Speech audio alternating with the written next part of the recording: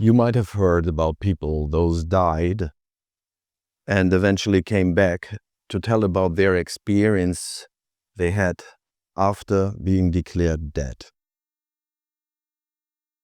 In this episode, we talked to Lynn K. Russell, who wrote a book about it because she researched over 2,500 of those cases. My name is Lynn K. Russell.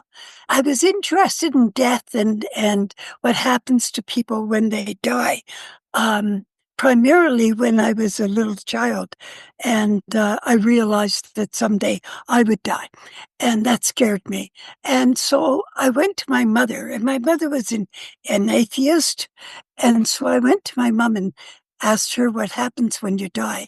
And she said, nothing, you just disappear. And that really scared me. That upset me. I didn't want to disappear. And so I was not a very happy person. And that actually left me with a lot of fear for quite a while.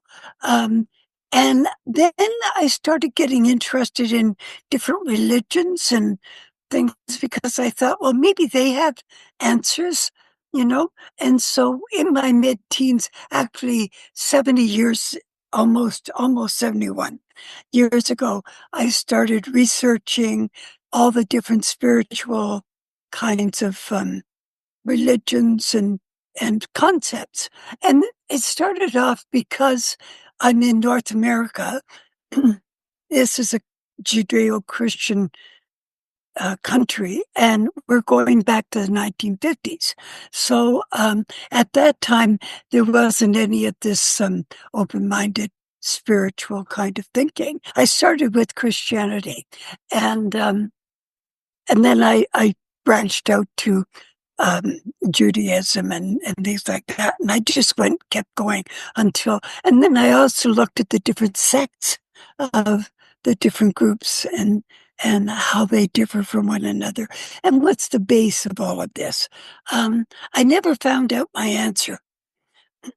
What happened was that while I was looking, I was started off looking for what happens when you die, but that morphed into interest of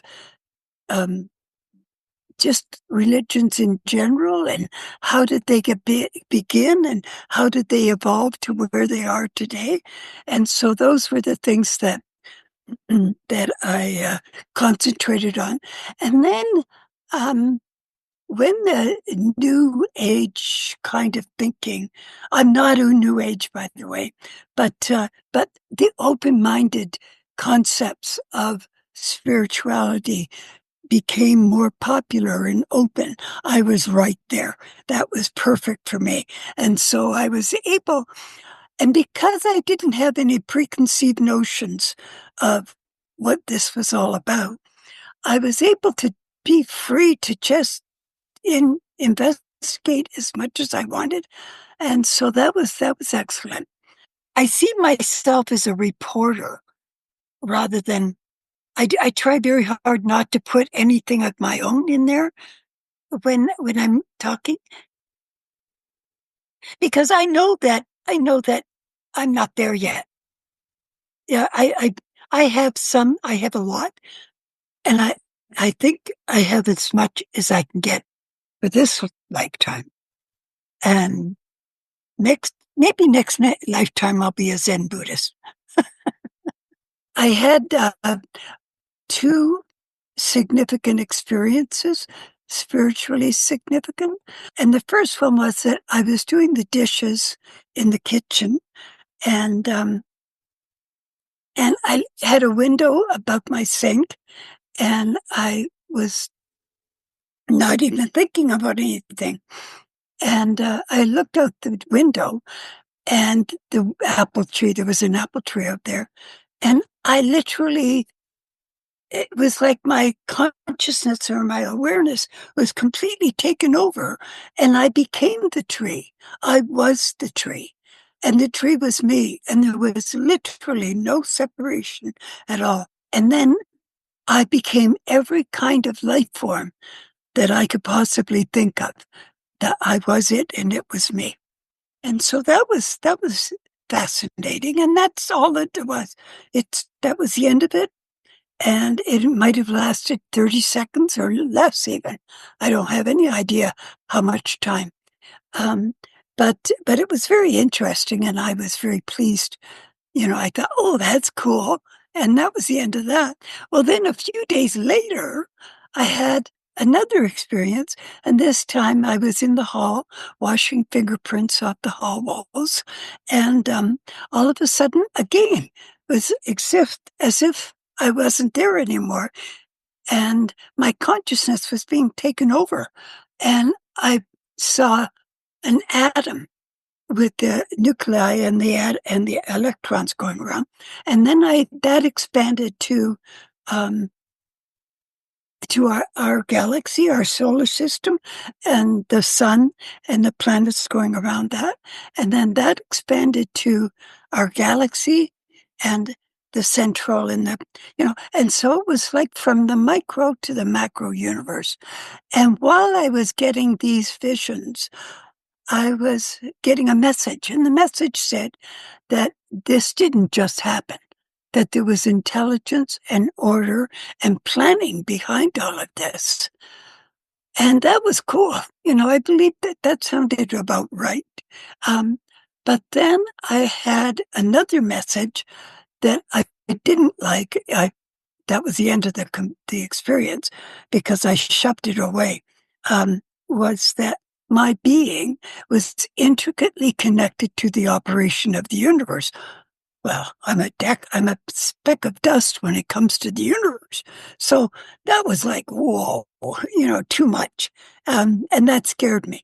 I didn't know, does that mean I have to do something, or what's that all about? So I just, when I got frightened, it ended. And that was the end of that one. And then days later now, I'm I'm in the living room picking up toys. All of a sudden, there was a presence in the living room with me. I could feel this presence there. And I couldn't see anything. All I saw was my living room. But this presence was so strong. I mean, like, there was no way that I could say, oh, it's just my imagination. Because the love from that being or whatever it was, I called it the positive energy force because I didn't know what else to call it. But the love that was coming at me, it just was fantastic. I just felt like it was just entering right into me. And then I got a feeling that I was connected somehow to this being, I guess, presence. And then I heard words, and the words seemed to be coming from the outside into my ear, but I'm not sure.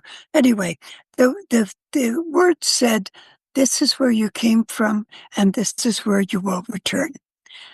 And that put an end to my fear of death because I knew that's where I was going. And so that was wonderful. That was absolutely marvelous, marvelous. I walked off. I was just walking in air for months, about 3 months after that. And anything the kids did or anything didn't bother me in the least. I wonder, could you talk to anyone about this? Because that was at a time where maybe people think, oh, now she's gone somewhere else. I actually did. I talked to two priests. When I finished my story with the priest, he got up from the chair and literally ran from me.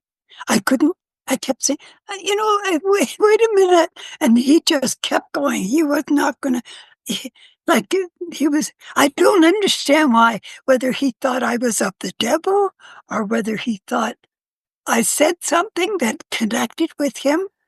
I don't know. The second one, the minister, he told me that I needed to have a prayer session to cleanse me. I didn't go back there. It sounds like you had to keep it for yourself for a while. Now you're telling it like nothing special happened, it's like a little story, yeah, and then this happened and the other. But maybe for many people, this is something that they cannot relate to. That's very important, though, because more and more people are having what they call spiritually transformative experiences. And so that's it's happening all the time now. And thank goodness. And then so many more people are having NDEs. NDE means near-death experience. I don't feel old inside. I sound old, but inside I'm 40. Yes. I feel very alive and I'm really very positive and very up and modern, but this voice of mine. We don't know what we are losing over our lifespan until we lose it, And one thing I observed also, I can relate very much what you explained about your inner feeling, is like we have this vision from the inside out, and that doesn't change.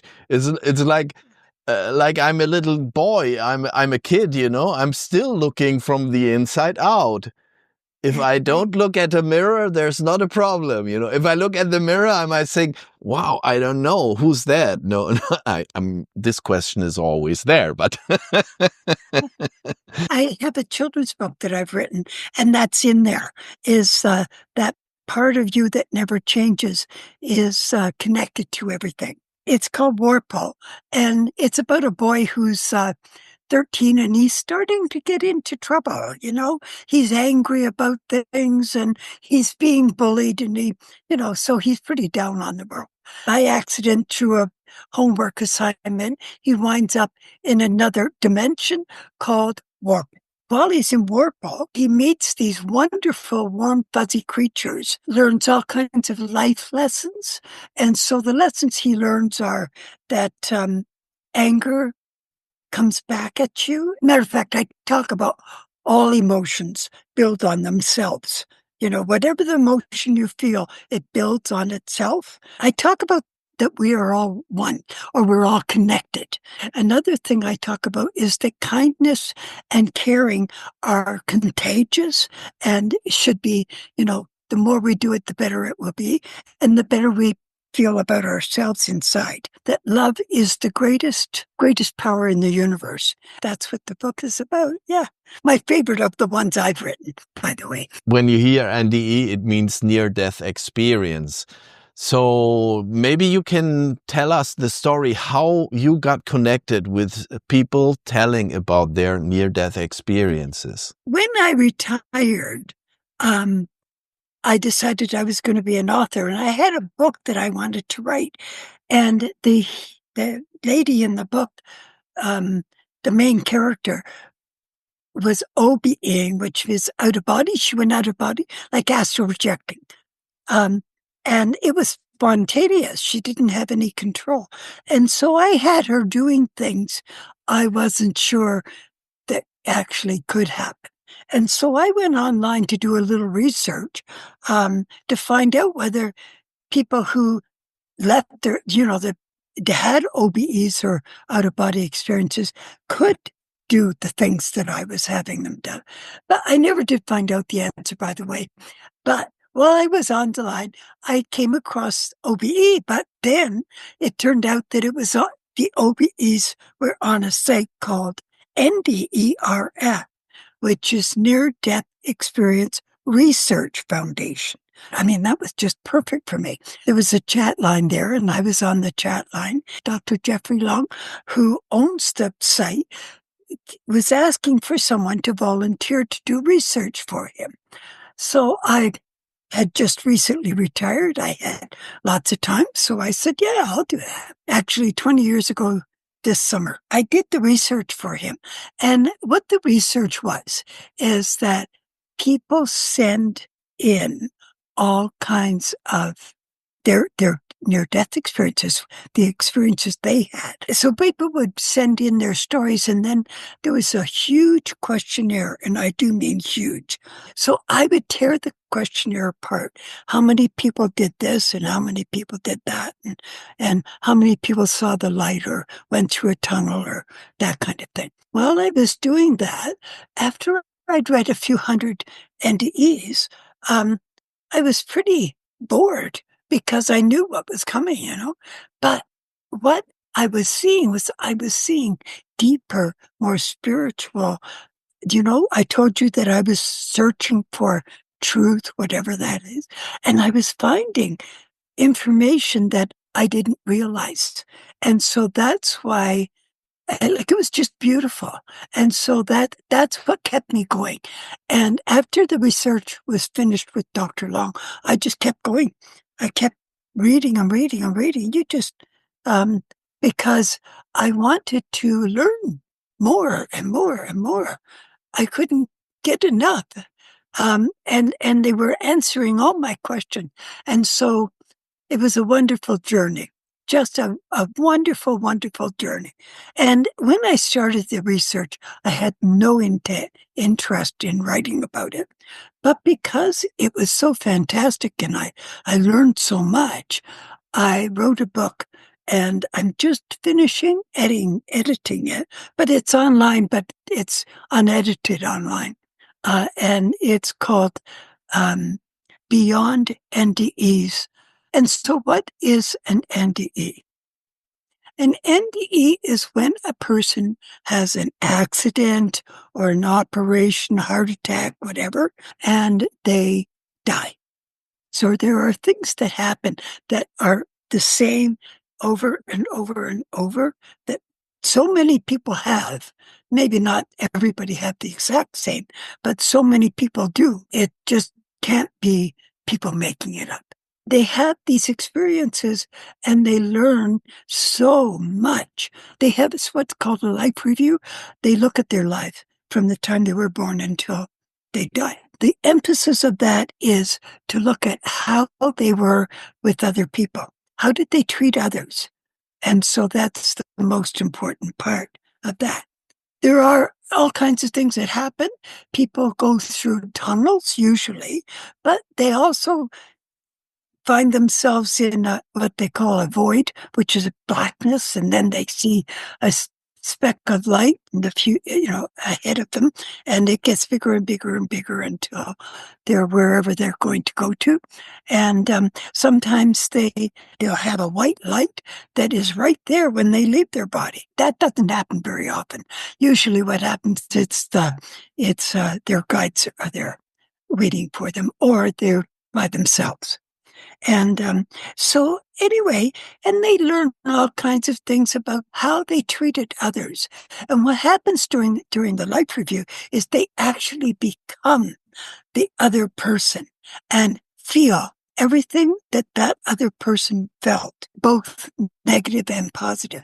And then how that reverberated to the next person, and the next, and the next, and so on. But the bottom line is that these people come back changed. Like they're not the same people at all. Doesn't matter what they're like before they left, they are not the same person. They are kinder, more caring. They want to give to the world and do good. All they want is to do good. One of the other things that happens when you're at the other side or at the spirit level is that they are surrounded by overwhelming love. And during their life review, they're filled with this constant love and acceptance. And, it doesn't matter what they've done. Even Hitler is filled with love.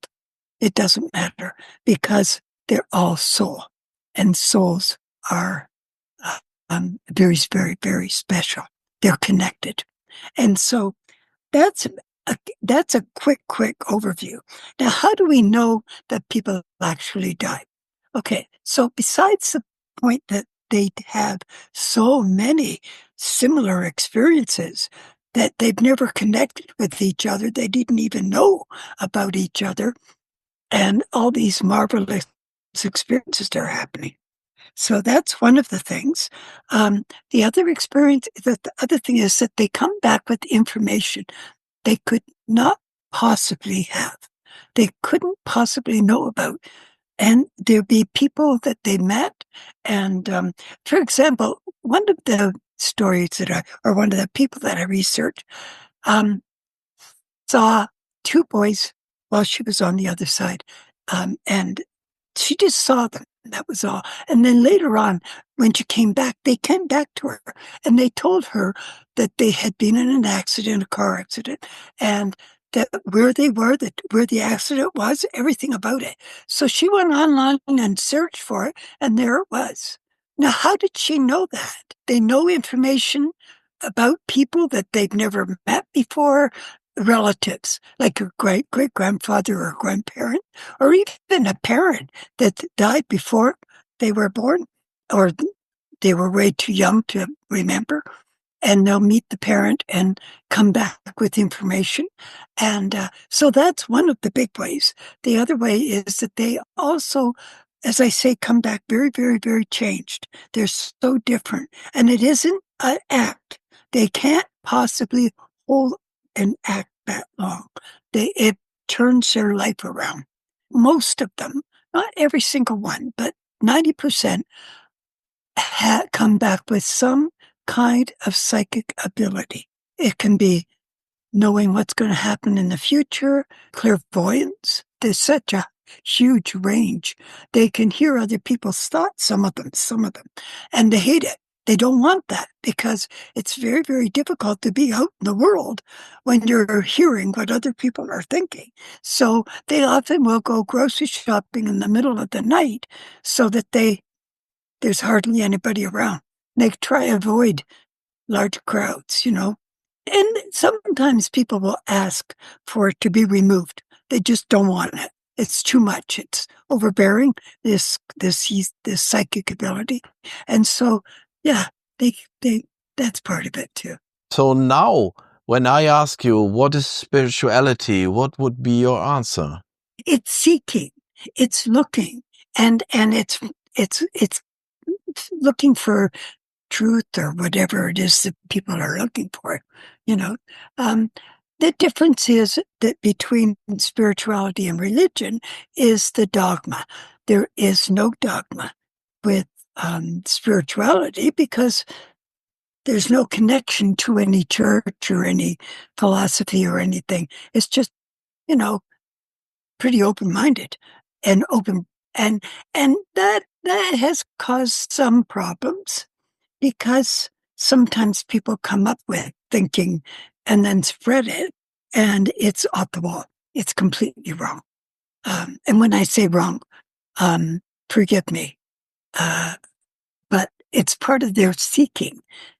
They haven't gotten there yet, but it's okay because we're all seekers. We're all looking. And what is this world all about? Why am I here? What am I supposed to do? Those kind of questions. So these are just steps in the way. In your case, you had an experience. You had a connection. You had a connection experienced that you and everything else is only one thing. Yeah. And we can talk about it all day long. Oh, yes, we can. This experience was important. It was different. So it's a little bit mean because we're talking about something that people did not experience. After I had an interview, one of my interviews, a lady contacted me and begged me to get her connected to this oneness. And I can't do it. It's you. You have to do it from inside yourself. And so yeah, it is. It's from within. There is some other important parts that they're connected, but they're loosely connected. And that is that we think life happens to us and we have to just do the best we can with whatever's coming our way. And that's not true. we have far, far more power than we ever recognized or realized. And so we can do it, there's no problem. So we need to know we're absolutely beyond beautiful. And we don't know it. We're so down on ourselves. We're always picking on ourselves and, oh God, I did this wrong. And I used to be a family counselor, and when I would work with my clients, I would be so blown away by how down on themselves they were. I couldn't believe it that some people treated themselves worse than they would a criminal. I mean, it was just really thinking that they were such a bad person. And that is the prevalent thinking of the world. And we really need to turn that around, because the second part of that is that emotions build on themselves. And so if we are frightened, if we're angry, if we're in a negative space, negativity is happening. And we really need to work hard. We're all very frightened right now because of the turmoil that's happening in the world.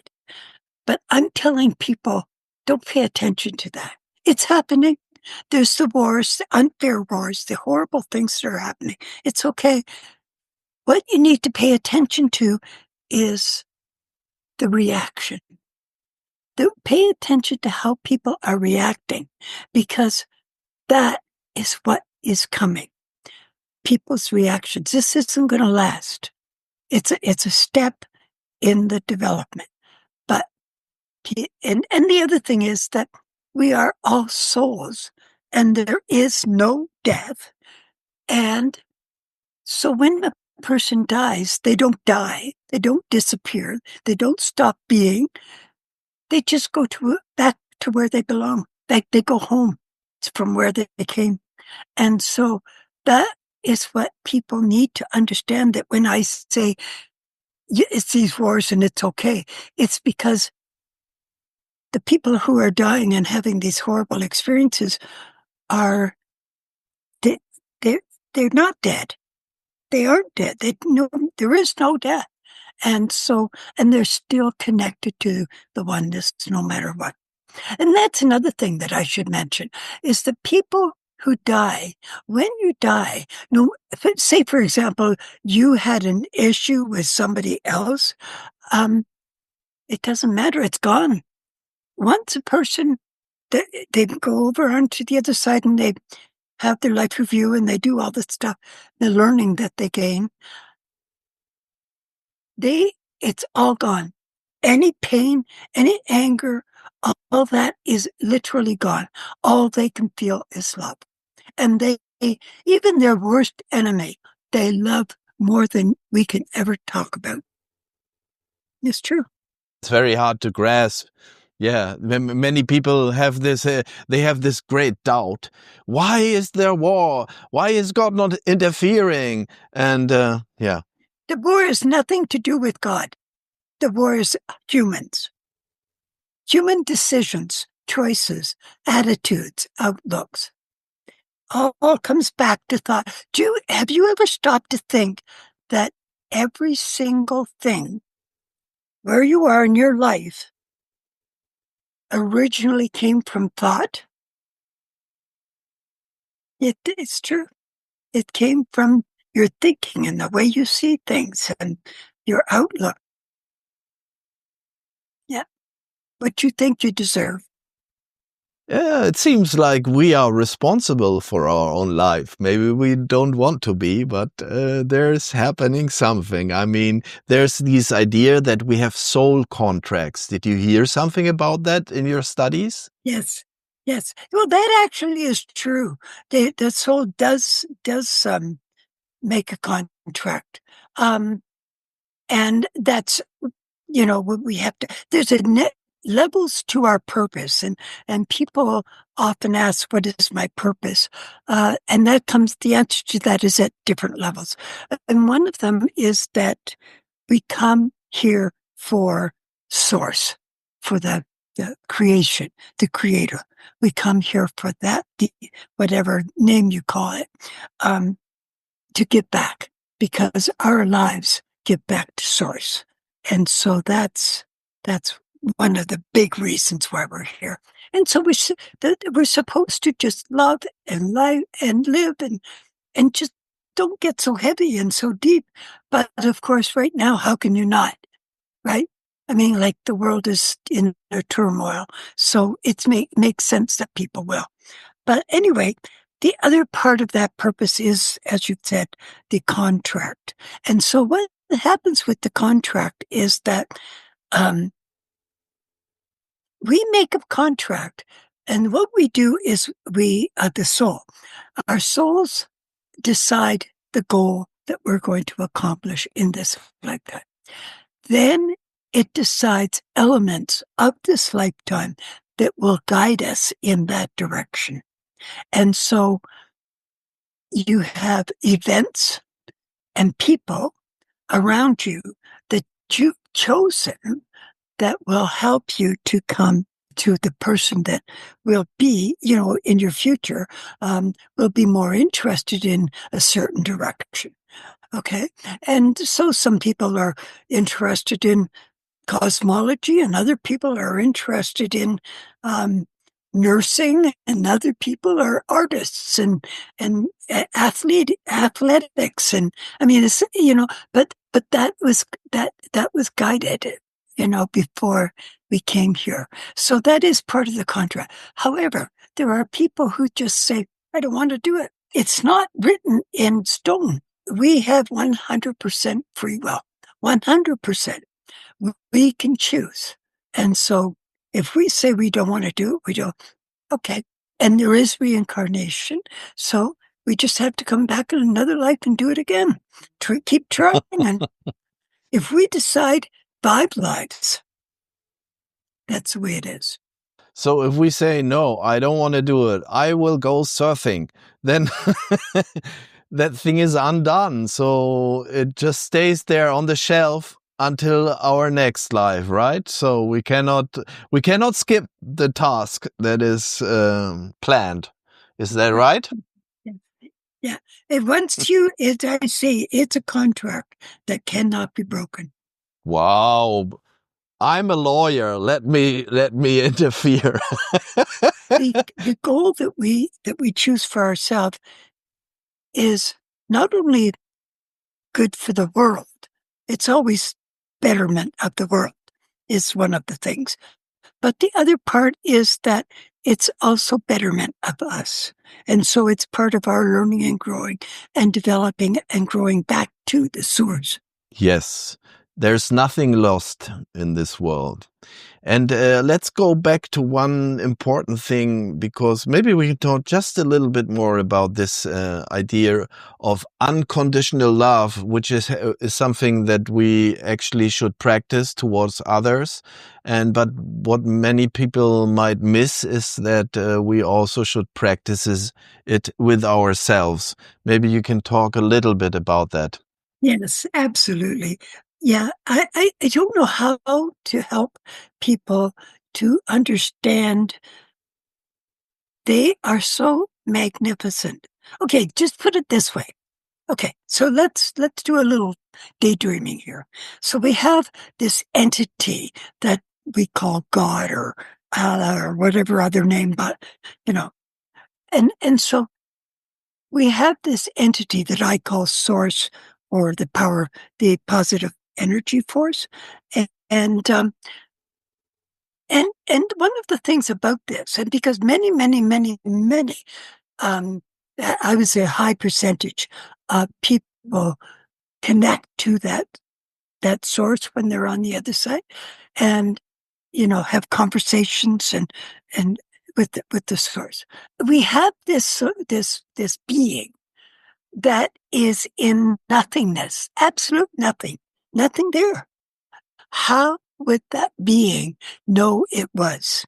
It has to bounce itself off something to know. I mean, it has its intelligence, and the essence of its being is love, by the way. The power that Source uses to create with is love. And that love That's what the whole universe is created from, is love. Because, like I say, if this source or this being was in nothingness, then creation would happen in a nanosecond. It would just be so fast. It would, boom. It just has to. There's no other choice. That means that everything is created through love. And when we leave here, we go back to source and we feel all this amazing love. But it's here too, because the universe is created with that same love. And each one of us is that same love, is not feels, or love is for the source is not a feeling. It's not an emotion. It's an essence of its being. And so, yes. And so that means that we are love. And I could take that farther too, but I'll leave it there. And so if that's the case, even that, if we are created from source through love, then we are far more magnificent than we ever gave ourselves credit for being. There's the idea that we have our soul, that we have our connection to source, that we have a connection to our higher self, which when we trust it, then this life could be so much easier to bear with, and we are inspired in our actions. Well, yes, because then you see yourself completely different. You know, if you could connect with what I've said, you would see yourself so differently than you do. And we wouldn't allow negativity into our lives. We just wouldn't allow it. I'm always aware that I'm connected to Source 24/7. Never leaves me. The people who have death experiences know that they go back to the source and they come back completely different because they get that message. And so we need to understand that at such a deeper level than we do. What's happening with their experience of fear and desire after the near-death experience? That changes. That's very different. What happens with the fear is that they recognize there's nothing to fear. Nothing to fear. It's all okay. It's all okay. And another thing that they understand, the thinking, like what we put out is what we get back. That's a big message. So that's important. They also, as far as materialism comes, they just give it up. They don't care about it. And there are a number of people who were scientists or doctors and so forth that didn't believe, atheists that didn't believe, and they have experiences, and they also are completely changed and believe. And so these people don't care about the house, the car, the big this, the having. They want to have it. I mean, they're going to have a home or a place to live, their needs being met, but they don't care about all the rest of the trim. And so one of the ladies in the government of Alberta had a near-death experience when she had work done on her teeth. She came back completely different and quit her job instantly. Very often they don't care about so many things, and they're so different that it leads to divorce.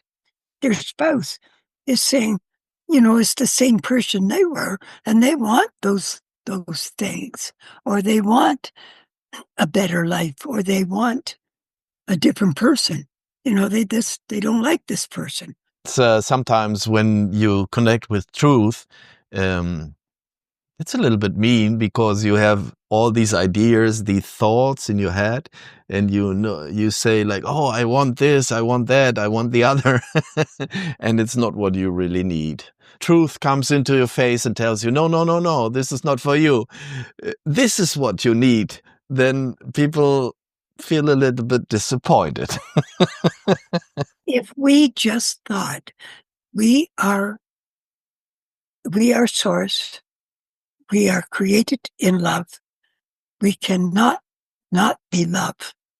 We can't escape that we are way more powerful than we realize, and that our thoughts create the attitude, the outlook, the direction that our lives take. Those are the bottom line.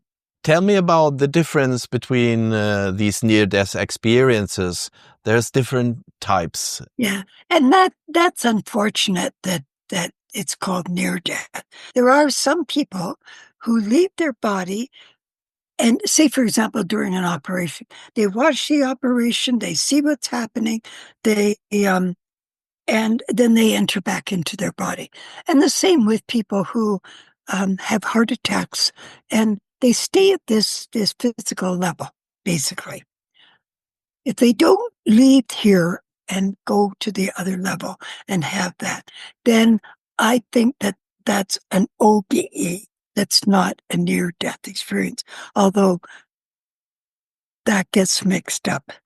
But people who have had death actually leave here, have a death experience, go to the other side, get the life review, learn all kinds of spiritual lessons. For example, one of the things that happens is they're filled with all knowledge. They know, they answer to every question that ever was asked. However, they have amnesia when they come back. They don't bring it back with them. So there we are again. The critics can say, oh, this is all just imagination. No, actually, that is where the difficulty is. There are places that research could be done. In hospitals, there are people who have died who they talk about either it being the brain breaking down or hallucination or drugs. Okay. And so if that were the case, why isn't that being researched? They're not researching that, but they can. They can find out whether that person drugs they had, and whether it's common for that person to have had that drug and to have had that kind of experience. For example, ketamite, I think it's called, that does that. They have out-of-body experiences, and it's not exactly like a near-death experience, but it's a hallucination that's close. And so if that is the outcome of the drug, then yeah, maybe that person did, and they can do research on that. Another thing that happens is that some people, when they die, they're gone for hours and hours and hours. They wake up in the morgue in a state of rigor mortis. That can be researched. You can't tell me that body is still hallucinating. There's another story quite intriguing, and this one is a man who is in the Navy. He was doing diving, scuba diving. He stepped on a poison coral, a toxic coral, and that sent poison through his body, and he died. Now, his shipmates got him onto the ship as quickly as they could, and there was a ship doctor there. And so the doctor, to make absolutely sure he was dead, put the EEG machine on his head, left it there, and then left. Now, why the doctor left, I don't know. Nobody's talked to the doctor, but the man was dead for 23 hours. And he came back, and there was this EEG running, and it was a flat line until he woke up. So, things like that. I mean, we really do need to do research. I really would love to see logical. It has to make sense. I don't believe in ascended masters or crystals or pyramids or any of the, okay, have your fun and go for that. But I believe if you can feel it, see it, touch it, and know it, and so that's where my perspective is. now we are talking about it, and then maybe someone says, oh, this is just talk, I don't believe any of it. But then there's this inner possibility to feel like it feels, I can feel that it is true. Somehow some people feel drawn to religions, and then they experience, they trust, but they listen to the Bible, they listen to people speaking about spiritual knowledge, and they feel, this is true, I understand this. It's not only a wish, I wish it were true. I think that aha moment that people get, when it's that hit, it's something's being said or whatever. I think that's a recognition of truth. I agree with that. Just Google NDE and then toxic coral. That's all you need to write, and it'll come up. The young people today are so beautiful. I mean, they really are. They're a whole different breed. They're interested in the ecology. They're interested in, the earth and the betterment. When we, as I've said, we choose our parents and not every single person that we ever see, but the ones who are significant and help to guide us. And so that's the purpose of our family that we've chosen. And we've chosen that family. We've chosen that life. And so we need to understand that too and realize that we don't have to suffer. Suffering is a choice, and I know that's very Buddhist, and I'm not a Buddhist. I am Eastern, but I'm not. I don't belong to anything. But yeah, it's a choice. You don't have to suffer. You suffer because you think you think you have to. I've had twice in this lifetime, 2 people that I met, and instantly I knew them. I knew them. I'd never met them before, but I knew them. And one was a teller in a bank. And I walked up and I looked at her and I knew that woman. And I'd never seen her before in my life. But I think it's because we've had past lives together. Okay, so one of the things that I do, this is what I do, and I share it with people, and they can do it, and you can put this on or not, whatever you want to do. And what I do is I realize that the universe is conscious. It's a conscious element, and that love is the creative force. And then I think about every particle. Particles make up the atoms that are within us. And so, as I just said, our atoms are love. And so what I do is when I meditate, I think about how being love and giving. I give love to myself and to the parts of me. And, like I have problems with my kidneys. So I send love to my kidneys and visualize them, getting better and doing great and all that. And so I've been able to stay off dialysis so far. So that's great. So it does help. So in heart and whatever, whatever the issues are, to just pour love. And be the love that you are. Why not? Why not try it? Yes, nothing to lose. I should have mentioned, and I can now. We're still recording, so I can. There is no hell. Hell or evil or the devil or all that is manufactured by humans, and there is no hell. And I have had cases that I've researched that people have found themselves in horrible kind of situations. The ones that I researched were taken out of that. I didn't research ones who stayed there and then came out. So the ones who were taken out, after they got out of there, they said, "What was that all about?" And the answer came back that you created that. That was you. That was your That's what you thought you deserved.